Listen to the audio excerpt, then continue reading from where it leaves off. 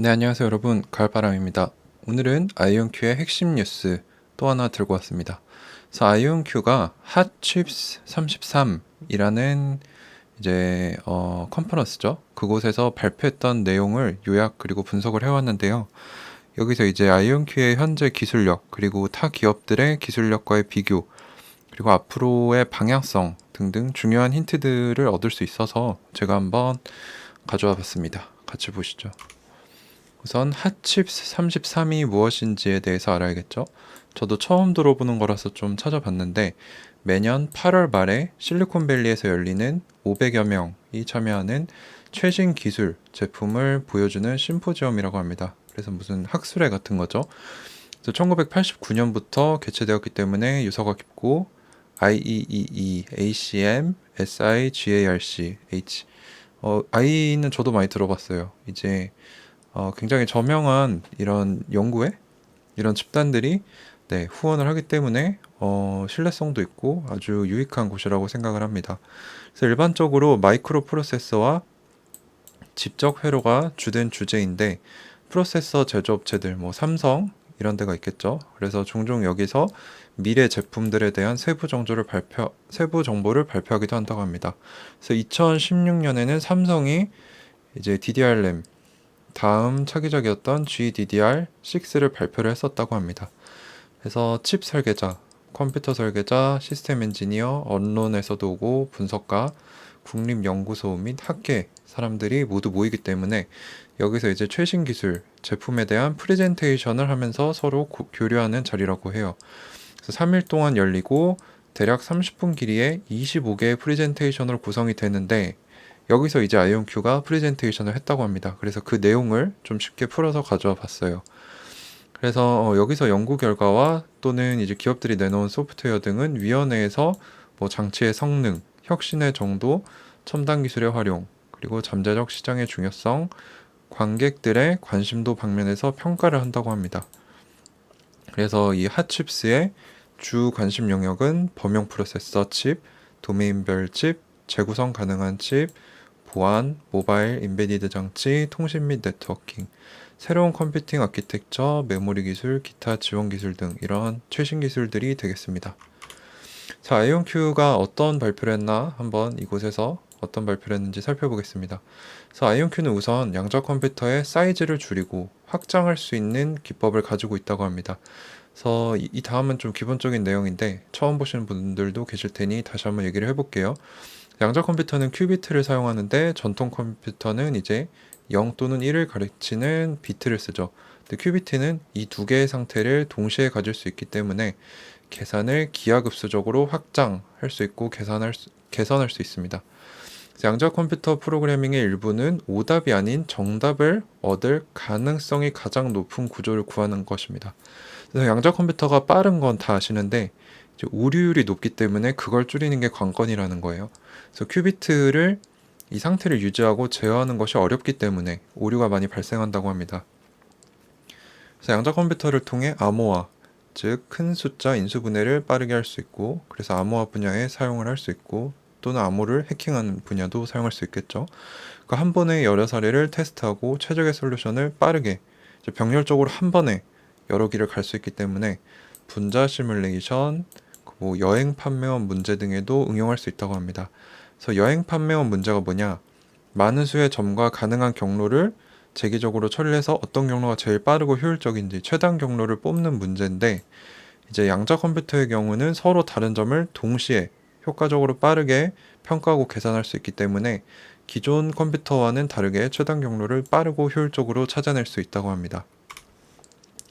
그래서 이게 이제 실제 아이온큐가 프레젠테이션 했던 그 슬라이드 중 하나인데 최적화에 사용할 수 있다는 거죠, 양자 컴퓨터를. 그래서 분자 시뮬레이션, 그리고 순회하는 영업사원 프로블럼, 그래서 최단 경로 구하는 이런 문제에 양자 컴퓨터가 활용될 수 있다는 것을 다시 얘기해 줬습니다. 그리고 양자 컴퓨터, 이건 제가 제목을 잘못 바꾼 것 같은데 양자 컴퓨터는 기존 컴퓨터와 비슷하게 느껴지잖아요. 근데 여기 뭐라고 되어 있냐면은 랩탑이 주판과 다른 것보다 훨씬 더 양자 컴퓨터는 기존 컴퓨터와 다르다는 것입니다. 그래서 우리 이해를 완전히 벗어나는 수준이고 기존 컴퓨터가 주판과 다른 것 이상으로 양자 컴퓨터는 우리가 지금 쓰고 있는 컴퓨터와 많이 다르다는 점을 또 얘기를 해줬어요.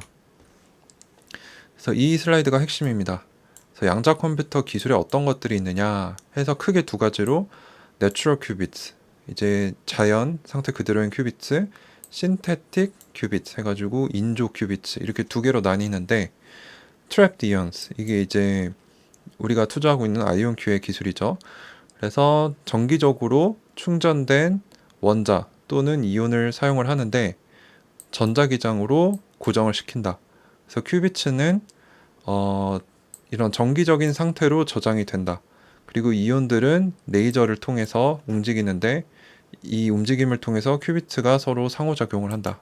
기본적으로 알고 계시는 내용이죠. 근데 장점이 이제 다른 방식들과 비교를 해봤을 때 큐비트 상태를 유지할 수 있는 게 1000초가 넘는다.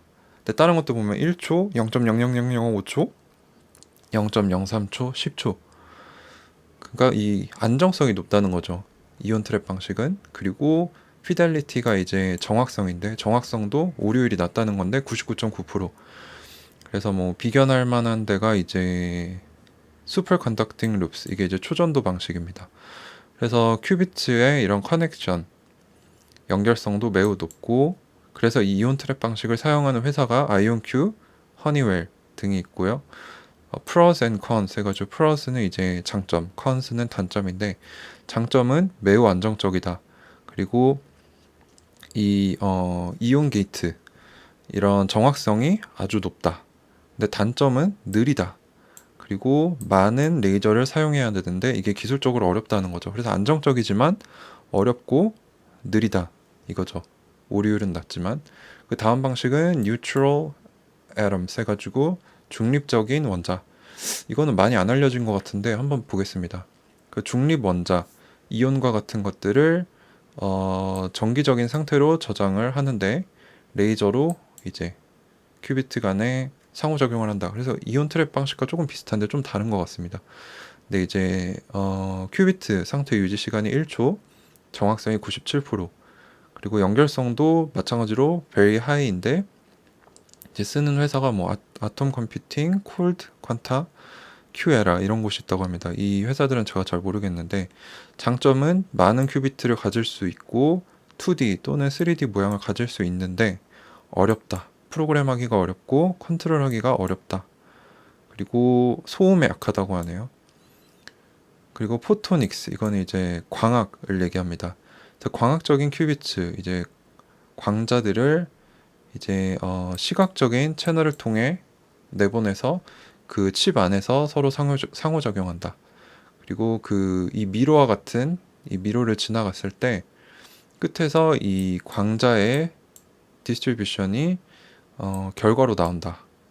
이것도 좀 어려운 것 같은데 이제 중국 업체인 것 같아요. 이 사나두, 여기가 또 미국을 턱밑까지 추격했다고 하는데 이 업체가 쓰고 있고요. 그래서 좋은 점은 이제 선형 시각 게이츠를 쓰고 칩 위에 통합되어 있다. 근데 어려운 점은 각각의 프로그램이 각각의 칩을 필요로 하고 개별적인 시각 채널을 필요로 한다. 그리고 메모리가 없다. 그래서 뭐 이 세 가지 방식 중에는 이제 이온 트랩 방식이 제일 좋다는 거를 느낌을 알 수 있죠. 근데 이제 이온 트랩 방식과 라이벌 구도를 이루고 있는 초전도 방식, 슈퍼 컨덕팅 룹스를 살펴보면은 저항이 없는 전류를 이제 흘려보내는데 이 회로 루프에 저항이 없는 전류를 계속 흘려보낸다고 합니다. 왔다 갔다 하면서. 그리고 이 안에 마이크로파를 넣는데 이것이 이제 전류를 슈퍼포지션 한 상태로 만든다.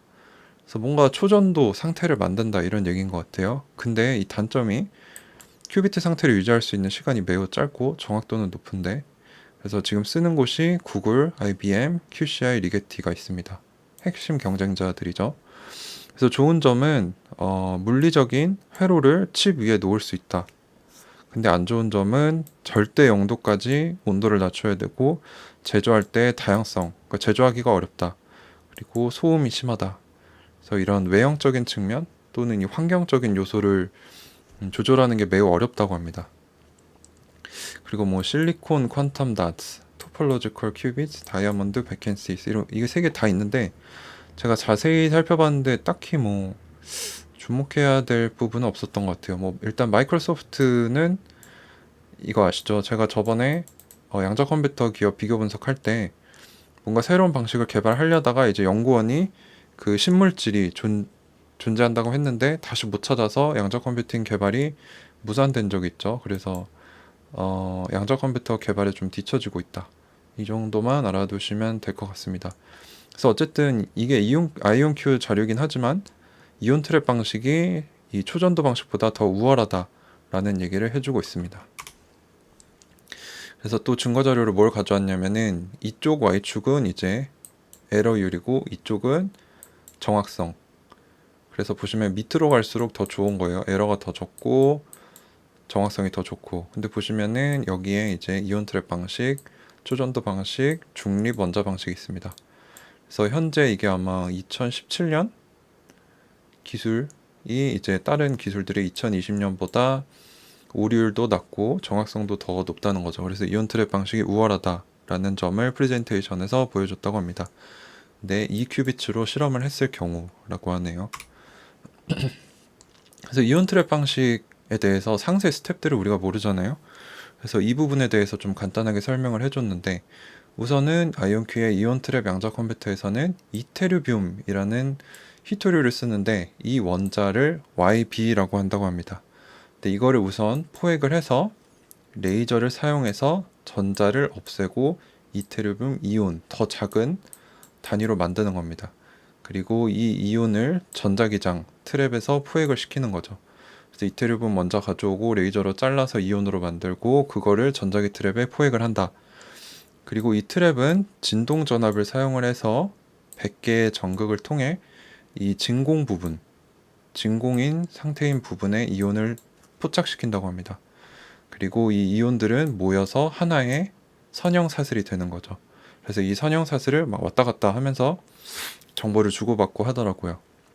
그래서 아이온큐의 솔루션은 선형 체인을 가짐으로써 최대 79개의 선형 체인까지 소유가 가능하다고 하네요. 그래서 전자기 반발을 통해 상호작용을 시킨다고 합니다. 여기 오타가 좀 났는데 그래서 레이저를 통해서 이 진동을 조작한다. 그래서 아까도 말씀드렸다시피 상온에서 사용할 수 있고 안정적이고 오류율이 낮지만 이 레이저 기술이 상당히 복잡한 기술이기 때문에 난이도가 높고 초전도체 방식보다는 좀 느리다는 단점을 가지고 있습니다. 그래서 여기 또 영어로 간단하게 설명해줬던 프레젠테이션이 있는데 그래서 이온 트랩 방식의 양자 컴퓨터이다. 그래서 각각의 원자 이온 큐비트는 전자기장 트랩 안에서 완전히 고립되고 거의 완벽한 큐비트 성능을 보여준다. 그래서 거의 동일하게 자연적으로 양자적이다. 그래서 이 환경적인 요소에서 완전히 고립되었다. 왜냐하면 진공에 포착이 됐기 때문에. 그리고 상온에서 사용이 가능하고 재구성 가능하며 연결성이 높다. 그래서 다른 기술들과 비교할 수 없을 만큼 좋은 성능을 가지고 있고 가장 긴 큐비트의 생명을 가지고 있다. 그래서 얼마 전에 RMQ의 기술을 말씀드렸는데 이 16개가 모여서 하나의 체인이 되고 그게 이제 4개의 체인이 한 프로세스 안에 들어가 있죠.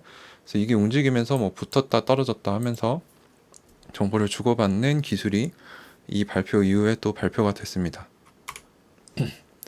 그래서 또 상세 스펙들을 좀 더 지켜보자면은 아이온큐는 칩 내부에서 도플러 효과를 사용해서 냉각을 한다고 해요. 레이저를 사용해서. 그래서 원자 자체를 이제 초전도 방식과 비슷하게 절대 0도, 아주 낮은 온도입니다. 이게 거의 우주의 온도라고 하는데 이 방식은 이제 초전도체 방식과 같이 전체 파트가 아닌 단일 원자를 냉각하는 것이기 때문에 이점이 있다. 효율적이라는 것이죠.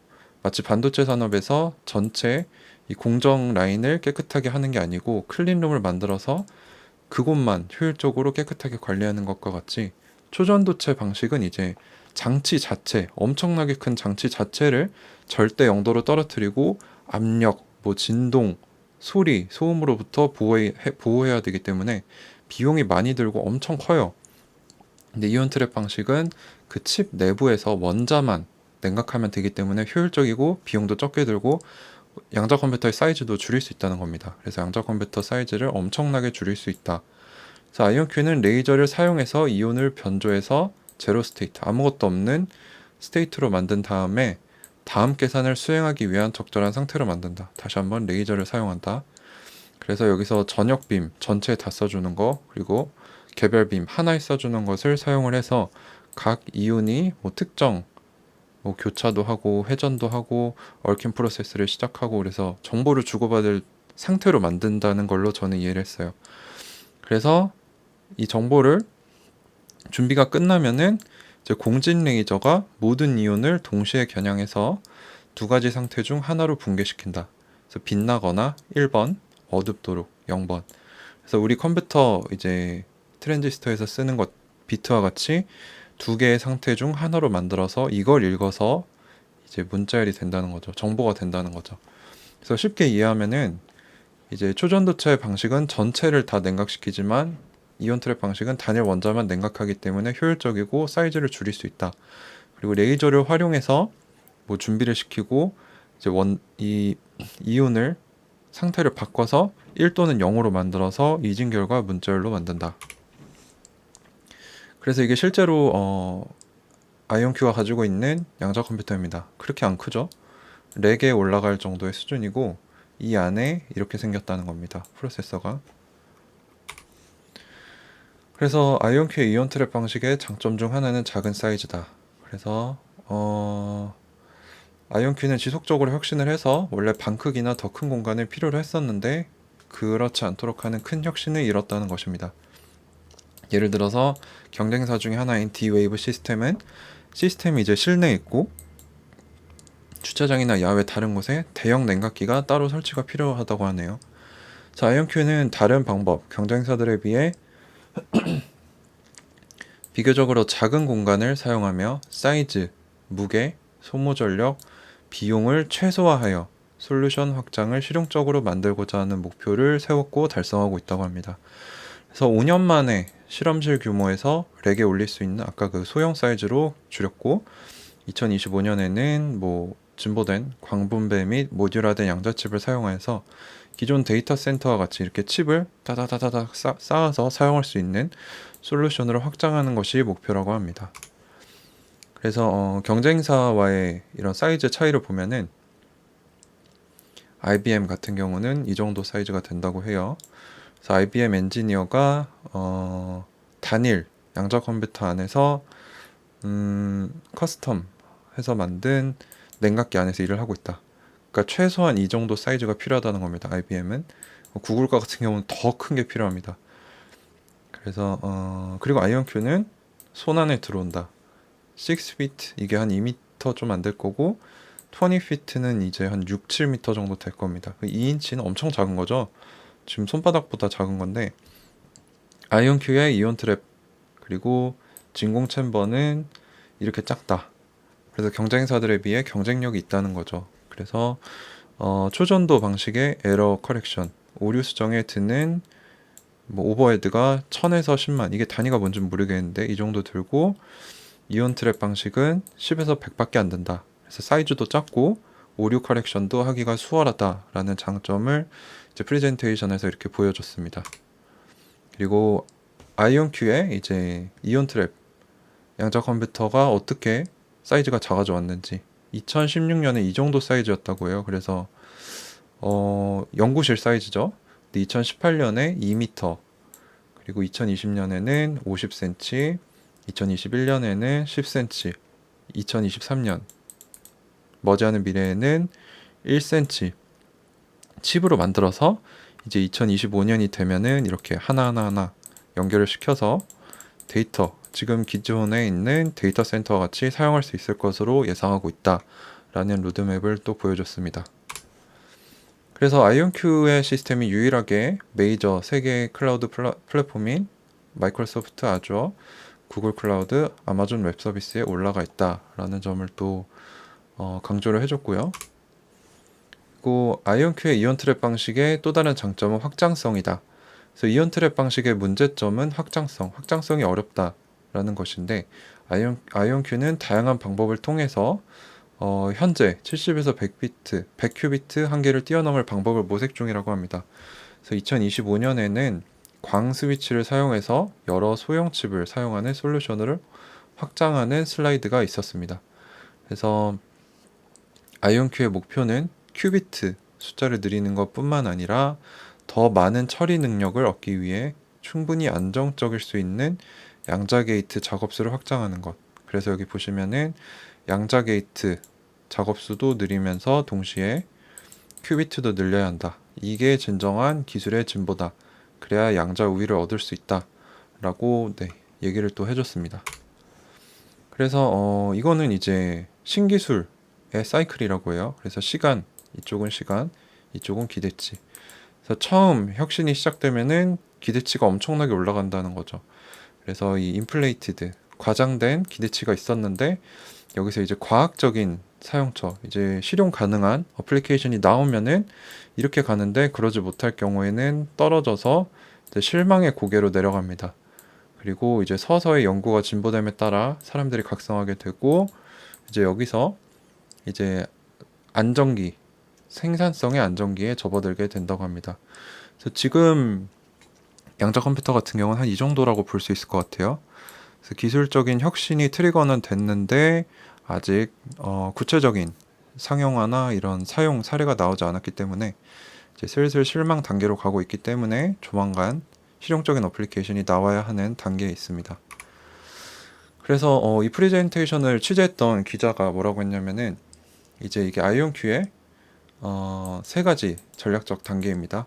그래서 1단계에서는 3년에서 5년 안에 영업이익을 20억에서 50억 달러로 올리면서 여기에 들어가기 위해 가장 어려운 것이 에러 리덕션, 오류를 줄이는 것이고 페이지 2는 10년 이후 근데 이때 영업이익은 250억에서 500억 달러 대신 이때는 에러를 고칠 수 있어야 되고 페이지 3는 20년 이상 걸릴 것으로 보이고 450에서 850 빌리언인데 이제 모듈 아키텍처 칩을 이렇게 모듈로 만들 수 있는 단계라는 거죠.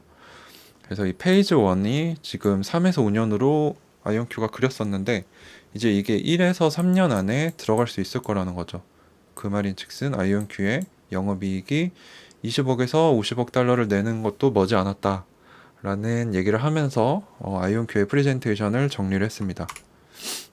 그래서 제 생각에는 이제 아이온큐가 저번 분기까지만 해도 매출이 거의 없었지만 지금 이제 주요 3사의 클라우딩 서비스에서도 이제 양자 컴퓨터를 사용할 수 있도록 해서 매출이 생기고 있고 지속적으로 기술적인 진보를 보여주고 있기 때문에 아마도 좋은 모습을 머지않은 미래에 보여주지 않을까라고 생각을 했고요. 이제 아이온큐가 핫칩스라는 이런 저명한 학술회에서 발표를 했다는 것 그것도 중요하고 어떤 내용을 발표했는지 그리고 이 회사의 기술 그리고 어떤 장점, 단점이 있는지 한번 살펴봤습니다. 네, 긴 시간 시청해 주셔서 감사합니다. 가을바람이었습니다.